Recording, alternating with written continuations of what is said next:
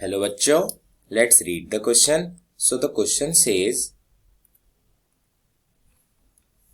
find the potential energy of the gravitational interaction of mass point of mass m and thin uniform rod of mass capital M and length L if they are located along a straight line at a distance a from each other.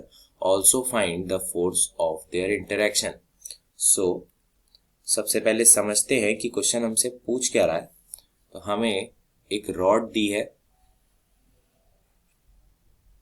इसका total mass है capital M और total length है L.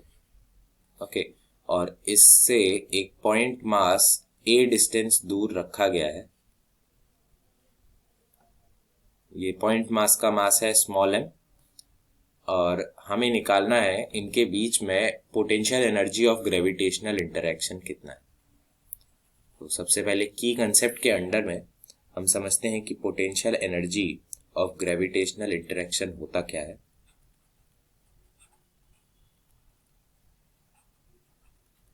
Potential energy of gravitational interaction को ही हम gravitational potential energy भी कहते हैं, जो कि एनर्जी रिक्वायर्ड जितनी होती है हमें सिस्टम को इनफाइनाइटली दूर ले जाने के लिए, कि अगर हमें इस रॉड और इस पॉइंट मास को इनफाइनाइट डिस्टेंस पे रखना हो तो जितना एनर्जी हमें इस सिस्टम में इनपुट देनी होगी वो हमारी ग्रेविटेशनल पोटेंशियल एनर्जी या फिर potential energy of gravitational interaction कहलाती है.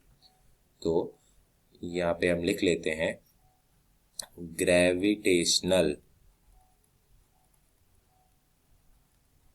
पोटेंशियल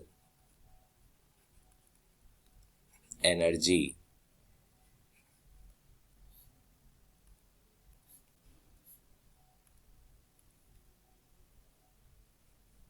इसका फॉर्मूला होता है फॉर टू पॉइंट मासेस. तो हम लिख लेते हैं for point masses, for two point masses इसका फॉर्मूला हमें पता होता है U is equal to minus g m1 m2 upon small r, where r is the distance between the two point masses. यहां से हमें इस फॉर्मूले का यूज करके हमें इस रॉड के लिए एक एक्सप्रेशन डिराइव करना है. तो हम मान लेते हैं कि इस रॉड में एक स्मॉल स्ट्रिप लेते हैं जिसका मास होगा dm. तो हम अपने सॉल्यूशन पार्ट में इसे सॉल्व करते हैं. तो हमें dm क्या पता होगा, हमें पता होगा dm होगा total mass upon total length into उस मास का लेंथ जो कि होगा dx. तो इसे हम लेट कर लेते हैं एक्सप्रेशन 1. अब हम du निकालते हैं.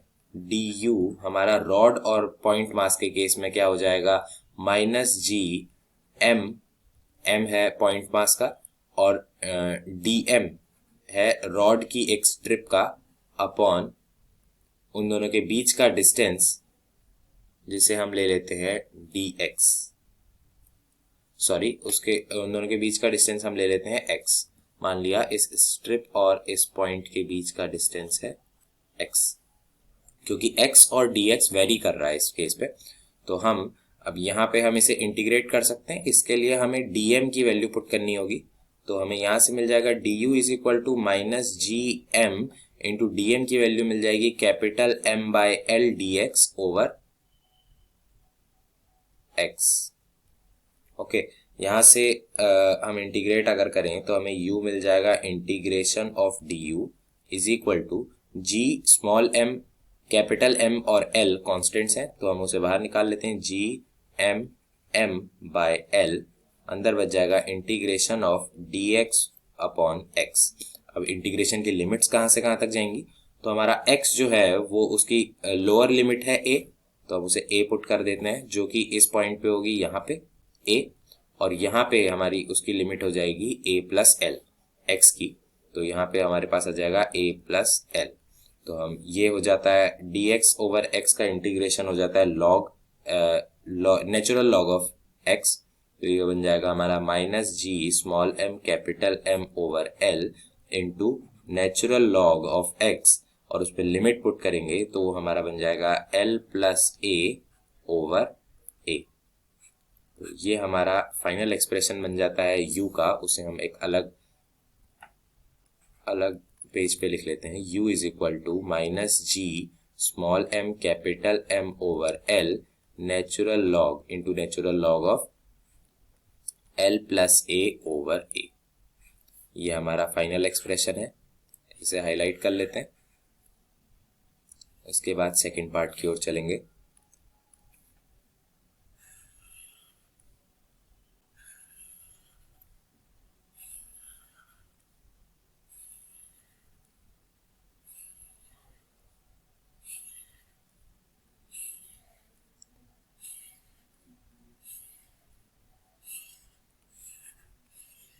तो बच्चों सेकंड पार्ट में हमसे क्या पूछा है, also find their force of interaction. So force of interaction को भी हम अपने की कंसेप्ट के अंडर में एक बार रिवाइज कर लेते हैं क्या होता है। तो इसे पेन चेंज कर लेते हैं एक बार। तो फोर्स ऑफ इंटरेक्शन या फिर इसे इंटरेक्शन फोर्स भी कहते हैं। Force of interaction is given by D u over d ए। यहाँ पे ए उन दोनों के बीच का डिस्टेंस है। तो ये हमारा फोर्स का फॉर्मूला होता है, force of interaction is equal to d u over d a. तो हमने यू का एक्सप्रेशन अभी डिराइव किया है। हम इसी को अगर ए के रिस्पेक्ट में डिफ्रेंशिएट कर देंगे तो हमें फोर्स मिल जाएगा। तो force is equal to d u over d a. इसे डिफ्रेंशिएट करते हैं तो जी एम कैपिटल एम और एल तो कांस्टेंट है, तो उन पे कोई चेंज नहीं आएगा। G m over l log of l plus a over a का डिफ्रेंशिएशन ए के रिस्पेक्ट में करना है हमें। तो वो क्या आएगा, तो वो हमें मिल जाएगा 1 अपॉन एल प्लस ए अपॉन ए। ये हो जाएगा नेचुरल लॉग का डिफ्रेंशिएशन इंटू एल प्लस ए अपॉन ए का डिफ्रेंशिएशन हो जाएगा माइनस एल अपॉन ए स्क्वायर। इसे सॉल्व करते हैं तो ये हमारा हो जाएगा ए से कैंसिल आउट हो जाएगा।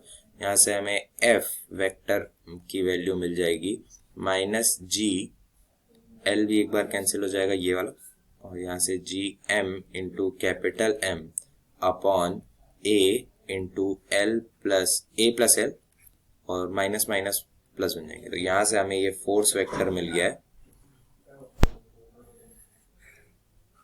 तो इसे हम हाईलाइट कर लेते हैं। ये हमारा फाइनल आंसर है।